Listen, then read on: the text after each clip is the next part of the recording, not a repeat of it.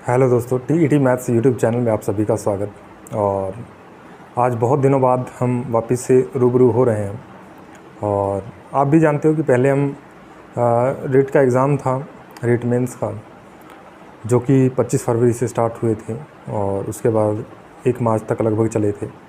तो उस एग्ज़ाम में थोड़ा बिजी होने की वजह से हम कई दिनों तक इस तरीके से कोई वीडियोज़ नहीं बना पाए। और अभी एग्ज़ाम वगैरह हो चुके हैं, उसके बावजूद भी कई दिनों तक हम वीडियोज़ वापस नहीं बना पाए। और बहुत सारे दोस्त जो है पूछ रहे थे कि आपके नंबर क्या रहे या फिर आगे हमें क्या करना चाहिए। और कई बच्चे ये भी कह रहे थे कि हमारा पेपर बढ़िया हुआ, और कई बच्चे ये भी कह रहे थे, कई दोस्त ये भी कह रहे थे कि हमारा पेपर जो है बिगड़ गया, अब हम आगे क्या करें। तो चिंता मत कीजिए, पेपर एक आधा बिगड़ता रहता है, हमारा भी कुछ ऐसा ही हुआ है। आगे आप वीडियो में चर्चा करेंगे हम, लेकिन कोई बात नहीं, हमें घबराना नहीं है, हमें फिर से एक बार तैयारी करनी है और इस बार निश्चित ही अच्छे नंबर आएंगे, यही सोच करके।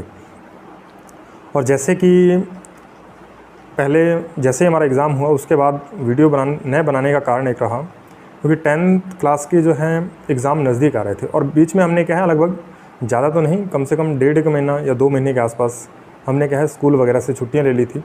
और या बच्चे के ट्यूशन वगैरह, जो बच्चे हमारे पास आ रहे थे कोचिंग वगैरह या ट्यूशन वगैरह, उनको भी हमने कुछ देर के लिए बंद करवा दिया था ताकि हम अपनी तैयारी थोड़ा बढ़िया ढंग से कर पाएँ।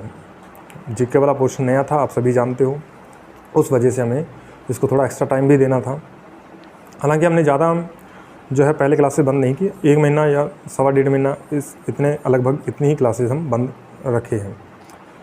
जैसे ही हमारा एग्ज़ाम हुआ था तो उसके अगले दिन संडे था, और सोमवार को यानी 25 को हमारा एग्ज़ाम हुआ, 26 और 27 फरवरी को हम वापस स्कूल में थे। तो क्योंकि हमें पता था कि हमें उन बच्चों को करवाना है, और इसलिए हम जल्दी से स्कूल वापस चले गए। तो फिर उधर बिजी हो गए जब तक उनका एग्ज़ाम नहीं हो जाता। फिर बच्चों की भारी डिमांड के अनुसार हमें उन्हीं के अनुसार काम करना पड़ा, और हमें एक्स्ट्रा क्लासेस वगैरह लेकर के हमने सिलेबस को जल्दी से कवर किया और रिवीजन वगैरह अच्छे से करवाया, तो उनका एग्ज़ाम अच्छा हुआ। अब ये तो रही हमारा नए आने की, वीडियो नए बनाने का कारण। उसके बाद अभी भी स्कूल से आए, आप देख रहे हो कि मार्कर इधर टंगा हुआ है जेब में। तो स्कूल से आके मैं वीडियो ये बना रहा हूँ। तो अभी देखिए, सबसे पहले हम बात करते हैं कि जिनका पेपर ख़राब हो गया या जो नए हैं उनको क्या करना चाहिए। तो जो भी बच्चे इस फील्ड में नए आना चाहते हैं, यानी जिनका उद्देश्य सिर्फ एक ही है, टीचिंग, ठीक है, उनको अध्यापक शिक्षक बनना है, तो वो उनका यहाँ पे इस क्षेत्र में हम वेलकम करते हैं, उनको इधर आना ही चाहिए। यदि उनके अंदर वास्तव में कोई अभिप्रेरणा है कि हमें शिक्षक बन के ही इस राज्य को, इस देश को और पूरे विश्व को आगे लेकर के जाना है, तो बिल्कुल उस क्षेत्र में आपका स्वागत है। अब जो भी बच्चे नए आए हैं उनको पता नहीं होता कि हमें कहाँ से कंटेंट पढ़ना है, क्या हमें करना है। तो सबसे पहले जो बच्चे नए आए हैं उनको सबसे पहला जो सोचना है वो है पात्रता के बारे में, रीट पात्रता। तो रीट पात्रता एग्ज़ाम जो है पहले उन्हें क्लियर करना चाहिए। उसके बाद आप कोई भी एक, क्योंकि इससे आपका थोड़ा बेस बनेगा, आपको पता चलेगा कि किस तरीके से हमें एग्ज़ाम में बैठना है। आपने और एग्ज़ाम दे रखे हैं तो अच्छा है, नहीं दे रखे तो भी आपको पता चलेगा कि शिक्षक जो भर्ती होती है उसमें किस लेवल के क्वेश्चन पूछे जाते हैं। कहीं ना कहीं आपकी बेसिक अंडरस्टैंडिंग बहुत बढ़िया हो जाएगी। तो आपको सबसे पहले रीट पात्रता की मेरे हिसाब से तैयारी करनी चाहिए। बाकी यदि किसी को लगता है कि हमने बीएड कर रखी है, उसके साथ एमएससी वगैरह कर रखी है या एमए वगैरह कर रखी है, मास्टर डिग्री कर रखी है, तो फिर आप सेकंड ग्रेड और फर्स्ट ग्रेड की तरफ भी जा सकते हो, कोई दिक्कत नहीं है। यदि आपका बेसिक सब्जेक्ट पे पकड़ आपकी बहुत अच्छी है तो फिर आप निश्चित तौर पे सेकंड ग्रेड या फर्स्ट ग्रेड की तरफ जाइएगा। लेकिन यदि आपको लगता है कि अभी हम नए हैं और हमें जल्दी से जॉब चाहिए, या हमारा सिलेक्शन जो है एक ही बार में हो जाए, या हमारा दिमाग ठीक ठाक है, तो शायद हम उस लेवल का ना कर पाएँ, या कई बार होता है, कर तो सभी सकते हैं, लेकिन हमें खुद के बारे में थोड़ी जानकारी होनी चाहिए, तो वो अच्छा रहेगा। अब यदि हम इस क्षेत्र में नए हैं तो मेरे हिसाब से आपको रीट पात्रता की तैयारी एक बार बढ़िया से करनी चाहिए, और उसके लिए आपको कोई भी कोर्स लेने की ज़रूरत नहीं है। रीट पात्रता की तैयारी कैसे करें, ये हमने इसके बारे में बहुत ज़्यादा वीडियोज़ बना रखे हैं। उसका आपको हमारे चैनल पे प्लेलिस्ट भी आपको मिल जाएगी, रीट 2022 मार्गदर्शन के नाम से। उसमें जितने भी वीडियोज़ डाल रखे हैं वो आपको देखने चाहिए, वो आपकी बहुत ज़्यादा हेल्प करेंगे। तो जो बच्चे नए हैं उनको बता दें कि रीट पात्रता में हमारा स्कोर अच्छा रहा है। रीट 2021 का एग्ज़ाम हुआ था तो 140 नंबर आए थे। वहीं पे बिना तैयारी किए वापस हम रीट 2022 के एग्ज़ाम में बैठे तो वहाँ पे 130 नंबर आए थे हमारे। तो कुछ क्लासेस भी हमने मैथ और साइंस की डाल रखी हैं और आगे हमारी कोशिश भी ये रहेगी कि रीट पात्रता से संबंधित हम इस चैनल पे लगभग क्या है बहुत ज़्यादा कंटेंट इस पे उपलब्ध करवा दें, ताकि पात्रता के लिए इधर उधर हमें झांकने की ज़रूरत ना रहे। कोशिश ये रहेगी। हालांकि हमारे पास संसाधन बहुत कम है, लेकिन फिर भी कोशिश करेंगे कि जैसे तैसे समय निकाल करके आप तक वो वीडियोज़ पहुंचाई जाएं, वो कंटेंट आपके पास पहुंचाया जाए। और इसके लिए आपको क्या करना है, हमारे चैनल को सब्सक्राइब कर लेना है, बेल आइकन को प्रेस कर देना है, ऑल पे सेट कर लेना, ताकि हमारे सारे वीडियोज़ का नोटिफिकेशन आप तक पहुँचता रहे। दूसरी बात कि हमारा टेलीग्राम चैनल है, जिसका लिंक भी आपको डिस्क्रिप्शन बॉक्स में आपको मिल जाएगा या कमेंट बॉक्स में आपको मिल जाएगा, पिन कर दूंगा। और उसको भी आपको क्या है ज्वाइन कर लेना है, ताकि जो PDF वगैरह होगी, जो भी हम करवाएंगे उसकी PDF वगैरह या कुछ और इम्पोर्टेंट न्यूज़ वगैरह है वो सारी हम टेलीग्राम पे देखते हैं, या फिर आपके कोई क्वेश्चन होते हैं तो उसको भी हम टेलीग्राम पे देखते हैं। तो ये सारे के सारे जो हैं ये थे रीट पात्रता से संबंधित। और जो नए बच्चे हैं उनको एक बार पात्रता करनी ही चाहिए, क्योंकि पात्रता करने से आपके क्या है सब्जेक्ट पे भी डिमांड बनेगी, सब्जेक्ट भी आपको यहाँ पे पढ़ना है, थोड़ा बहुत आपका बेसिक स्ट्रॉन्ग हो जाएगा। 60 नंबर का सब्जेक्ट आएगा। यदि आप मैथ साइंस से हैं तो मैथ साइंस के 60 क्वेश्चन आएंगे, 30 क्वेश्चन मैथ के और 30 साइंस के। और यदि आपका SST से हैं तो वो सब्जेक्ट आपके SST वाले आएंगे 60 क्वेश्चन। तो इस तरीके से क्या है आपका कहीं ना कहीं वही आपको क्या है सेकंड ग्रेड में काम देगा, वही आपको फर्स्ट ग्रेड में भी काम देगा। हालांकि वहाँ पे हमें कुछ और भी बहुत सारी चीज़ें पढ़नी होती, लेकिन ये चीज़ें तो पढ़नी ही पड़ेंगी, बेसिक तो बढ़िया होना ही चाहिए। नेक्स्ट है हमारे पास कि साइकोलॉजी शिक्षक भर्ती के अंदर हमेशा आपको काम में आने वाला सब्जेक्ट है, तो इसको एक ही बार में अच्छे से कवर कर लीजिए। साइकोलॉजी 3rd ग्रेड में भी आती है, 2nd ग्रेड में भी, 1st ग्रेड में भी पूछी जाती है, और शिक्षण विधियाँ। तो जब ये आप इतना सारा मैटर कवर करोगे रीट पात्रता के लिए, तो आपका कम से कम 20 से 25% या 20 से 1% आप मान सकते हो कि ये जो सिलेबस है आपका 20-25% तक आपका सिलेबस जो है वो 2nd ग्रेड और 1st ग्रेड का भी तैयार हो जाएगा, क्योंकि आपका सब्जेक्ट जो है 10वीं लेवल तक तैयार हो जाएगा बढ़िया से। और जो आपकी साइकोलॉजी है, शिक्षण विधियाँ हैं, इस पर भी आपकी कमांड बनने लग जाएगी। तो ये आपको बढ़िया से तैयार करना है, एक ही बार में करना है, और एक ही बार में इतना अच्छे से पढ़ लेना कि 2nd ग्रेड चाहे दो और चाहे 1st ग्रेड दो, कोई दिक्कत नहीं आनी चाहिए।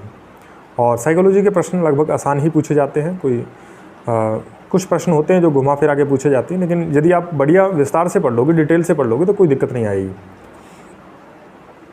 उसके बाद नेक्स्ट है हमारे पास कि जिन्होंने एग्ज़ाम दे दिया, उनका एग्ज़ाम जो है वो ख़राब हो गया, तो अब वो क्या करें।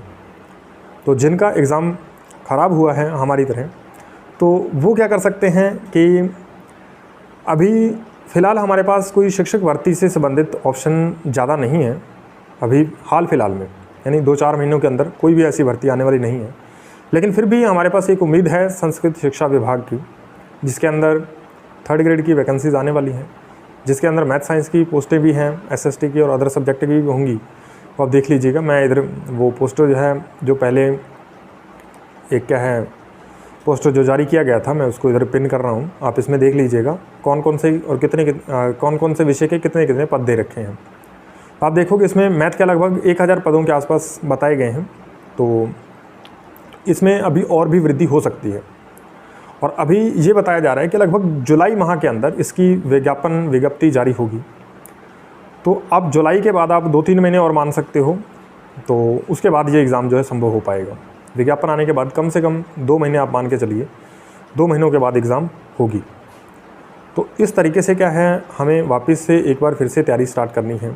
और इसके अंदर एक सबसे बड़ी बात जो है, जिन्होंने ये एग्ज़ाम दिया है अभी रीट 2022 का जो मेंस था और रीट 2023 में जो हुआ है फरवरी के अंदर, एक सबसे बड़ी इसमें ये बात खास है कि इसके अंदर सिलेबस वो ही रहेगा। जिन्होंने अभी रीट 2023 के अंदर जो फरवरी के अंदर एग्ज़ाम हुआ है, मेंस का पेपर दिया है, तो उनके लिए क्या है बेहद शानदार मौका है ये, क्योंकि इसके अंदर बिल्कुल सिलेबस जो है लगभग 100% आप मान सकते हो बिल्कुल हूबहू सिलेबस ही आएगा। सब कुछ जीके वही रहेगा, और इसके अंदर जो बाकी सब्जेक्ट हैं, अदर सब्जेक्ट, वो भी सभी के सभी बिल्कुल सेम रहेंगे। यानी जो अभी पेपर भी यही बोर्ड देगा, कर्मचारी चयन बोर्ड यही पेपर करवाने वाला है, ऐसे हमें सूचना मिली है। तो इसका मतलब क्या है, पेपर का लेवल भी लगभग वो ही रहेगा। तो बहुत ज़्यादा आपके लिए क्या है, शानदार मौका है, आप इसको मत खोइएगा, वापस से आप तैयारी में लग जाइए। जिनका भी पेपर ख़राब हुआ है उनके लिए एक और मौका है खुद को जांचने का और एक बार अपनी कमियों को वापस से सुधार लेने का। अब ये हुई इस बात संस्कृत शिक्षा विभाग की बात। और इसके लिए नए बच्चे एलिजिबल नहीं होंगे, जिन्होंने अभी हाल फिलहाल में बीएड किए हैं वो इसमें नहीं बैठ सकते, क्योंकि उसके लिए आपके पास पात्रता एग्ज़ाम का होना बहुत ज़रूरी है। और यदि संभव हुआ उससे पहले यदि पात्रता एग्ज़ाम हो जाती है तो वो भी एलिजिबल हो जाएंगे, लेकिन लग तो नहीं रहा कि उससे पहले पात्रता एग्ज़ाम भी हो पाएगी, क्योंकि अभी तक कोई सूचना, कोई शेड्यूल उसका जारी नहीं किया गया। लेकिन पात्रता एग्ज़ाम भी इस संस्कृत शिक्षा विभाग के एग्ज़ाम के आसपास ही होगी।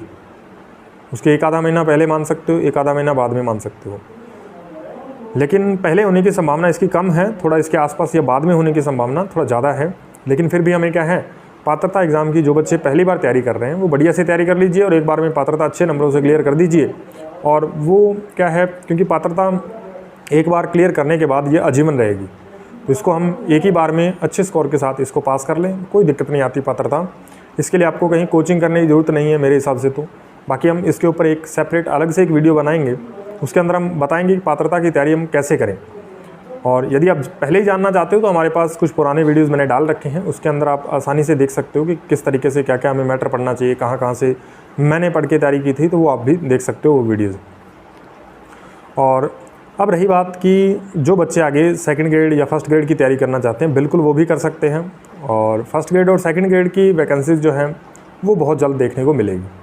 हालांकि थर्ड ग्रेड जो मेन भर्ती है वो थोड़ा लेट आएगी, संस्कृत डिपार्टमेंट को छोड़ के वो थोड़ा लेट आएगी, क्योंकि उससे पहले फर्स्ट ग्रेड और सेकंड ग्रेड के मेरे हिसाब से एग्ज़ाम होने चाहिए। क्योंकि थर्ड ग्रेड के लिए पात्रता भी ज़रूरी होगी और पात्रता एग्ज़ाम पहले करवाना पड़ेगा, फिर उसका रिज़ल्ट वगैरह उसके बाद ही क्या है मेन थर्ड ग्रेड भर्ती हो पाएगी। तो ये तो थी शिक्षक भर्तियों से संबंधित जानकारियाँ। उसके अलावा यदि आपने क्या है CET क्लियर कर रखा है, ग्रेजुएशन लेवल का हो या 12th लेवल का हो, तो CET कॉमन एलिजिबिलिटी टेस्ट यदि आपने दिया है, उसमें आपके यदि नंबर ठीक ठाक बैठ रहे हैं तो आप क्या है उससे संबंधित जो भी भर्तियां हैं उसकी भी तैयारी आप प्रिपरेशन कर सकते हो। क्योंकि मुझे इसी वैकेंसीज़ के अंदर जाना है टीचिंग लाइन में, तो मैं उनको ज़्यादा सीरियस नहीं लेता या ज़्यादा अच्छे से नहीं देखता। तो मेरा मेन उद्देश्य इधर ही जाना है, नहीं जाए तो प्राइवेट भी काम करेंगे, कोई दिक्कत वाली बात नहीं है। तो अब हम बात करते हैं मेरे एग्ज़ाम की। दरअसल इस बार क्या है, बहुत ज़्यादा स्ट्रेस में भी थे एग्ज़ाम से पहले कि पता नहीं, और बिल्कुल जो हमने वीडियोस बनाई थी हम खुद ही उस पर खड़े नहीं उतर पाए, ये भी एक बात रही है। हम बताते रहे कि कहीं स्ट्रेस में मत आ जाइएगा दोस्तों, लेकिन खुद हम उसी स्ट्रेस के अंदर आ चुके थे, आप ऐसा मान सकते हो। अब जब हम एग्ज़ाम से पहले तक, जब मैंने रेट के ये जो दूसरे एग्ज़ाम दिए हैं, कम से कम मैं 2 दिन पहले पढ़ना बंद कर देता हूँ बिल्कुल भी। लेकिन इस पर पता नहीं क्यों मन ही कह ही नहीं रहा था कि आप बंद कर दो, जीके की वजह से।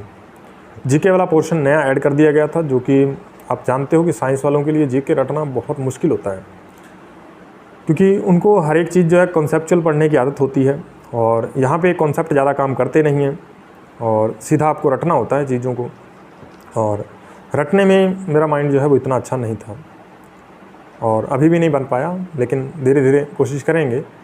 चीज़ों को दोहरान से धीरे धीरे चीज़ें कुछ समय के लिए स्थायी होती हैं। अब कोई नया मेथड लगाएंगे, नया तरीका, उस तरीके से हम करेंगे।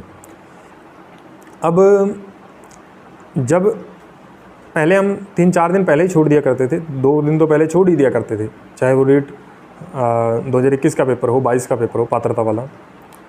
लेकिन इस बार क्या हुआ, हम आप मान सकते हो कि उस रात तक भी पढ़ते रहे जिस दिन हमारा सुबह एग्ज़ाम था, और उस रात को नींद भी अच्छे से नहीं आ पाई। कहीं ना कहीं डर था कि इस बार नहीं हुआ तो क्या होगा। तो फिर क्या हुआ, उस बार अगले दिन जाकर के एग्ज़ाम में बैठते हैं, ठीक ठाक उतना रिलैक्स थे। पहले तो पेपर को देखा, पहले लगा कि ठीक ठाक पेपर है, और पेपर था भी आसान। ऐसा नहीं कि पेपर हमने अच्छा नहीं किया तो हम पेपर को मुश्किल बोलने लगे कि ऐसा पेपर पता नहीं क्या ही पूछ लिया गया था। पेपर आसान ही था, 100 प्रश्न आराम से किए जा सकते थे, इसमें कोई दिक्कत वाली बात नहीं थी। लेकिन हो नहीं पाए। अब जब पेपर में बैठते हैं तो उस समय माहौल जो है वो कुछ और होता है, उस समय स्ट्रेस के अंदर आ ही जाते हैं। तो उस स्ट्रेस की वजह से क्या है, पहले जो प्रश्न मैंने मैथ से सॉल्व करना स्टार्ट किया, मैथ को सॉल्व करते गए और मैथ के ठीक ठाक प्रश्न बन रहे थे, इसमें कोई दिक्कत नहीं आ रही थी, सिवाय 2-3 प्रश्नों को छोड़ के जिसमें कैलकुलेशन थोड़ा ज़्यादा थी, उसको हमने पहली बार में स्किप कर दिया था। पहली बार में पेपर में हम सिर्फ निशान लगाते गए कि इसका आंसर ये है। हमने OMR शीट 30 प्रश्नों के बाद ही हम फिल करते हैं और पहले भी ऐसे ही करते थे, इस बार भी ऐसे ही करना था। जैसे ही मैथ के 30 प्रश्नों में से 25 एक प्रश्न हमने कर लिए, OMR शीट फिल कर दी हमने। उसके बाद नेक्स्ट आए हम साइंस वाले पोर्शन पे, तो उसमें भी 25 एक प्रश्न के आसपास सेट बैठ रहे थे, तो वो भी प्रश्न जो हैं वो हमने कंप्लीट किए जल्दी से। और उसके बाद क्या है, OMR शीट उनकी भी फिल कर दी और फिर हम आए शिक्षण विधियों वाले पार्ट पे। तो शिक्षण विधियों के प्रश्न हमने कुछ कर दिए, कुछ एक प्रश्न छोड़ दिए उसमें से, जो 1-2 प्रश्न समझ में नहीं आए। कंप्यूटर वाले हमने देखे तो कंप्यूटर में जो हमने पढ़ा था वो बिल्कुल भी नहीं पूछा गया, तो इसलिए हमने कंप्यूटर में सिर्फ एक ही प्रश्न किया, उसके अलावा हमने सारे ही प्रश्न स्किप कर दिए। और उसके बाद लास्ट में क्या है, हम आगे जीके वाले पोर्शन पे। जीके वाला पोर्शन भी ठीक ठाक ही लगा, हमने कर भी दिए उसमें से कुछ जितने प्रश्न आते थे। फिर शैक्षिक परिदृश्य में जैसे प्रश्न, जिस प्रश्नों की हमने तैयारी की थी वहाँ से उस लेवल के प्रश्न नहीं थे, जो भी प्रश्न थे ठीक प्रश्न थे, होने वाले प्रश्न थे, उसमें से कई प्रश्न हमने किए। इस तरीके से सभी प्रश्न करने के बाद, OMR शीट फिल करने के बाद हमने क्या है काउंट किए प्रश्न, तो 115 यानी 115 के आसपास हमने प्रश्न जो है वो करके आए। लेकिन और हमें लग रहा था कि हमारे लगभग 100 के आसपास सेट बैठ जाएंगे, तो हमें पेपर को देख के अंदाज़ा हो गया था कि 95 प्लस प्रश्न यदि सही हैं तो काम हो जाएगा, इतने में सिलेक्शन हो सकता है। लेकिन जब घर पे आते हैं, वही उसको चेक करते हैं प्रश्नों को, तो फिर पता चलता है कि नहीं, अब वो प्रश्न हमारे ज़्यादा सही नहीं हो रहे। फिर जब हम आके चेक करते हैं तो हमें पता चलता है कि 75 के आसपास हमारे प्रश्न सही बैठे हैं, नेगेटिव काट करके। बहुत बड़ा झटका लगता है, प्रश्न बहुत ज़्यादा गलत होते हैं। जीके के प्रश्न जिन्हें हम सही मान रहे थे वो भी गलत गए। उसके बाद साइंस के अंदर जो प्रश्न हमने सही करके आए, उन प्रश्नों को हमने इतनी मूर्खतापूर्ण से OMR शीट के अंदर गलत फिल कर रखा है। 5-5 के सेट प्रश्न जो हमें सही आ रहे थे, लगातार आ रहे थे, उसमें उन प्रश्नों को भी हमने गलत भर रखा है। बहुत दुख होता है।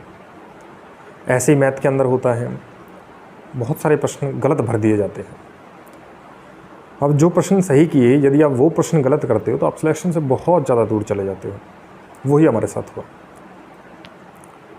तो बाकी जीके के गलत होने थे वो तो स्वाभाविक था, और उसमें उतने भी ज़्यादा गलत नहीं हुए जितने हमने क्या है, बहुत ज़्यादा प्रश्न हमने आते हुए जो पेपर में टिक सही लगा रखे हैं, OMR शीट में भरते वक्त हमने गलत कर दिए। पता नहीं कैसे वो वहाँ तक जब हम बैठे थे, बिल्कुल गलती का पता ही नहीं चल रहा था। ऐसे लगता था सब कुछ सही हो रहा है, स्मूथली हो रहा है, बिल्कुल बढ़िया हो रहा है। लेकिन जैसे ही घर पे आके चेक करते हैं तो सब कुछ तहस-नहस हो जाता है। बहुत विचलित, रात भर नींद नहीं आती। फिर क्या है, सुबह होता है संडे, तो हम स्कूल जा नहीं पाते संडे में, रविवार को बंद होता है स्कूल। और फिर हम जैसे ही मंडे आता है तो हम सीधे उठ करके स्कूल चले जाते हैं, क्योंकि हमें पता था कि हमने जिन बच्चों को पढ़ाया है वही हमारा मूड जो है वो सही कर सकते हैं, वहीं से हमें पॉजिटिव एनर्जी मिल सकती है। वापस गए, वापस पहले तो पढ़ाने का मन भी नहीं कर रहा था, पढ़ाया, फिर बच्चे खुश हुए और बच्चों की खुशी में हमें भी खुशी मिलने लगी। फिर धीरे धीरे वापस सब कुछ नॉर्मल होने लगा पहले की तरह। वो तो अलग है कि चलता रहेगा, पूछने वाले पूछते रहेंगे कितने नंबर बन रहे हैं इस बार क्या हुआ, ठीक है, पिछली बार जो आपका पेपर आसान था, ऐसे है, वो है, ये है, ठीक है, करने वाले बातें करते हैं, कोई दिक्कत नहीं है। और अभी जो हमने देखा वो लगभग 73, 74 या 75 के आसपास प्रश्न जो है वो सही बैठेंगे। अच्छे से चेक भी नहीं किया हमने, तो क्योंकि पता ही चल गया कि जब गलत भर ही गलत दिए तो उनके सही होने के चांसेस बिल्कुल 0 हो गए। तो इस तरीके से हम खुद को आउट मान चुके हैं इस वैकेंसी से, और आउट हैं, मान क्या चुके हैं। ठीक है, जिसके भी प्रश्न मेरे हिसाब से 90% सही हैं, वो बिल्कुल अच्छी कंडीशन में है, उसका सिलेक्शन होना अलग भग तय है। 90+ जिसके भी प्रश्न बन रहे हैं। बहुत सारे मित्रों से बातचीत हुई और लाइट चली गई है, तो बहुत सारों का पेपर जो है वो गड़बड़ गया है। तो कोई दिक्कत नहीं, यदि आपका पेपर भी इधर उधर हुआ है तो कोई टेंशन वाली बात नहीं है। अभी हमें क्या करना है, संस्कृत डिपार्टमेंट में वापस से वैकेंसी आ रही है। जिन्होंने ये पेपर इनका ख़राब हुआ है, वापस से तैयारी में लगना है, उनको ये वाला पेपर एक बार देना चाहिए ज़रूर।